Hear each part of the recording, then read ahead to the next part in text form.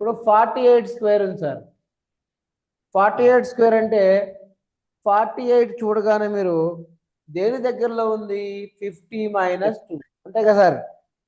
అంతే అంతే సార్, అంతే అంతేనా సార్? సార్. Okay sir. ఆ 50లో సగం వేసుకోండి, 25. ఓకే, ప్లస్ సార్ 2 బార్ అన్నమాట, మైనస్ కాబట్టి 2 bar oblique 2 square, 2 bar square యాక్చువల్గా. అంటే 25లో 2 తీసేయండి, 23.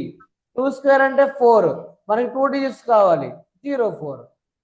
మళ్ళీ ఒకటి చేస్తాం, 47 స్క్వేర్ ఉంది సార్. 50కి ఎంత దూరంలో ఉంది? -3 చేయాలి. అప్పుడు మీరు ఏం చేయాలి? 50లో సగం ఎంత? 25. 25లో 3 తీసేయండి, మళ్ళీ 3 స్క్వేర్ చేయండి, అంటే -3. ఇది 25 - 3 ఎంత? 22. 3 స్క్వేర్ ఎంత? 9. 09. అర్థమవుతుందా మీకు? అర్థమైంది సార్. మళ్ళీ 46 స్క్వేర్ చేద్దాం. 46 స్క్వేర్ అంటే 40 ఎక్కడ ఉంది మనకి? 50కి -4 చేస్తే వచ్చింది. 50లో సగం 25. 25 - 4, 4 స్క్వేర్. 25 - 4 అంటే 21. 4 స్క్వేర్ అంటే 16. అయిపోయింది కదా సార్? 45 అంతే. స్క్వేర్. 45 స్క్వేర్ అంటే 50 - 5. 50 - 5, 5 స్క్వేర్. 50 - 5 అంటే 25 వేసుకోవాలి. 25 - 5, 5 స్క్వేర్.